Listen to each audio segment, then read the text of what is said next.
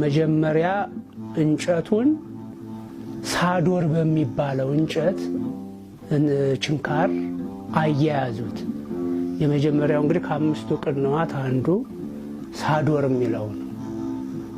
አንደኛ ማለት ነው ብሏል አባ ጊዮርጊስ ዘጋስጫ መጽሐፈ ምስጢር በምንለው መጽሐፉ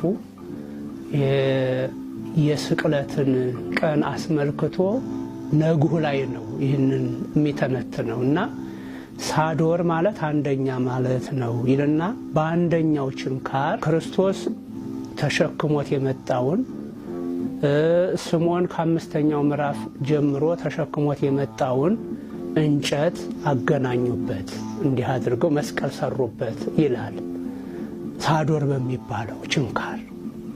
ከዛ በኋላ መስቀሉ ተሰራ፣ ክንፍ አለው ማለት ነው። ከዛ ላይ ኢየሱስ ክርስቶስን አጋደሙና ሳዶር አላዶር ነው እንግዲህ ሁለተኛው አላዶር ነው። አላዶር በሚባለው ችንካር ደግሞ ቀኝ እጁን ከመስቀሉ ቀኝ ክንፍ ላይ አያይዘው አላዶር በሚባለው ችንካር መቱት። አሁን ከሰውነቱ ያረፈው የመጀመሪያው ችንካር አላዶር የሚባለው ነው። ሳዶር እንጨትና እንጨቱን ነው መስቀለኛ ቅርጽ ያስያዙበት ነው። ሶስተኛው ሳዶር አላዶር ዳናት የሚባለው ነው።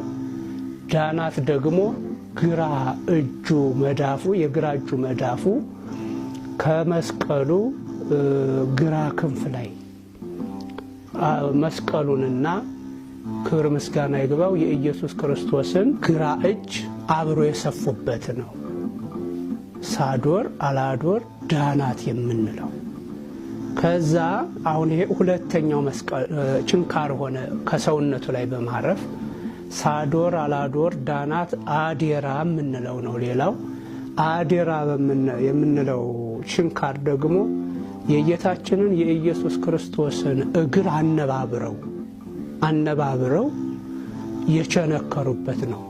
ሁለቱንም እግሮቹን አቋርጦ እንዳለ አገናኝቶ ከዛ ሁለቱንም እግሮቹን ወስዶ ከእንጨቱ ጋር ያያያዘው ነው ይሄ አዴራ የምንለው መስቀል።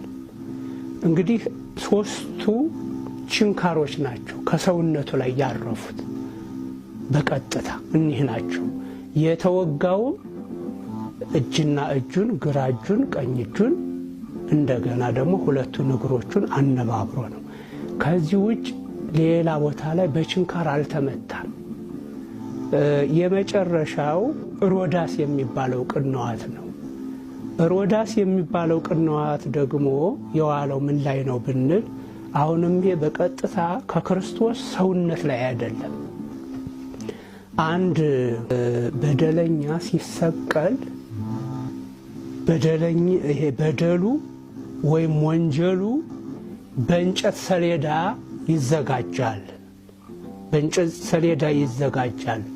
እንዲህ አይነት በደል ፈጽሟል የሚለው ነገር በእንጨት ሰሌዳ ላይ ይጻፍና ከሚሰቀለው ወንጀለኛ አናት ላይ ይሄ መስቀሉ እንዲተርፍ ተደርጎ ነው የሚዘጋጀው። እዛ ላይ ይሰቀላል የግለሰብ ወንጀል። እንግዲህ በዚያ መሰረት እንደምንም አድርገው ወንጀለኛ ለማስባል መቼም ታግለዋልና ምንም ወንጀል ባይኖርበትም የጌታችን የኢየሱስ ክርስቶስ ወንጀል ተብሎ የተቆጠረው ለሰው ሲያስተዋውቁ ኢየሱስ ናዝራዊ ንጉሥ አይሁድ የሚል ነው። የናዝሬቱ ኢየሱስ የአይሁድ ንጉሥ ነው የሚል ነው። እንግዲህ ወንጀል ነው ማለት ነው። ንጉሠ ነገሥቱ ሮም ላይ አለ። እንደገና የዛ ተወካይ ደግሞ ጲላጦስ ይሁዳ አውራጃ ላይ አለ። ስለዚህ በዚያ መካከል ኢየሱስ ክርስቶስን ንጉሥ ማለት ወንጀል ነው ማለት ነው። ይሄንን በእንጨት ሰሌዳ ላይ ጻፉት። ኢየሱስ ናዝራዊ ንጉሠ አይሁድ የሚለው በእንጨት ሰሌዳ ላይ ከጻፉ በኋላ መስቀሉን አቆሙት። ኢየሱስ ክርስቶስ ተጋድሞ የተመታበትን ማለት ነው። መስቀሉን ሲያቆሙት ላይ ከጌታችን ከኢየሱስ ክርስቶስ ጭንቅላት በላይ የተረፈ እንጨት አለ፣ የመስቀሉ ጫፍ። እዛ ላይ ኢየሱስ ናዝራዊ ንጉሠ አይሁድ የሚለውን ጽሑፍ በዕብራይስጥ፣ በሮማይስጥ፣ በጽር ቋንቋ ነው የተጻፈው። ያንን ሮዳስ በሚባለው ምስማር ከእንጨቱ ጋር አያያዙት። ከጌታችን ከኢየሱስ ክርስቶስ አናት ጫፍ ላይ ያለው መስቀል ላይ የመስቀሉ ጫፍ ላይ አያያዙት። እንግዲህ አባ ጊዮርጊስ ዘጋስጫ እንዲህ አድርጎ ነው የተነተነው። እንግዲህ እኔ እስካየሁት ድረስ አብዛኛው ስዕልም የሚያሳየው ይህንን ተንተርሶ ነው። እጅና እጁ በችንካር ተወግቶ ሁለት እግሮቹ ተነባብረው በመስማር ተሰፍተው እንደገና ከግንዱ ጋር መያያዛቸውን ነው ያየኋቸው ስዕላት የሚያሳዩትም መደረግም ያለበት ይሄ ስለሆነ። ከዚያ ውጭ አልተወጋም።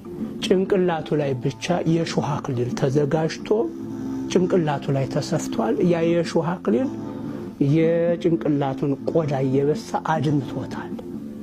ከዛ በኋላ የጌታችን የኢየሱስ ክርስቶስ ቅድስት ሥጋው ከቅድስት ነፍሱ ወይም ቅድስት ነፍሱ ከቅድስት ሥጋው ከተለየሽ በኋላ በጦር ተወግቶ ጎኑ ላይ ደምና ውሃ ፈሷል። ነፍሱ ከወጣች በኋላ ነው ይሄ የሆነው። ቅንዋት የምንላቸው ግን ከሰውነቱ ላይ ያረፉት ሶስቱ ናቸው። ሁለተኛው፣ ሶስተኛውና አራተኛው። አንደኛው ቀኖት እንጨትና እንጨቱን ያያያዙበት ነው። አምስተኛው ቀኖት ደግሞ ቅድም እንደገለጽሁት ኢየሱስ ናዝራዊ ንጉሠ አይሁድ የሚለውን ጽሑፍ የያዘውን የእንጨት ሰሌዳ ከክርስቶስ መስቀል ጋር ያያያዙበት ነው እና ይህ ነው አባቶቻችን ሊቃውንቱ ተናግረውም አስተምረውም ጽፈውም ያለፉት እና ከሊቃውንቶቻችን መካከል ቅድስናን ከእውቀት ጋር እውቀትን ከቅድስና ጋር አስተባብሮ የያዘው አባ ጊዮርጊስም ያስቀመጠልን ይህንን ነው እና በዚህ መልኩ ነው ቤተ ክርስቲያንም የምታስተምረው። ልጆቿም ይህንን አስተምህሮ ይዘን ልንቀጥል ይገባል እላለሁኝ። ወስብሐት ለእግዚአብሔር።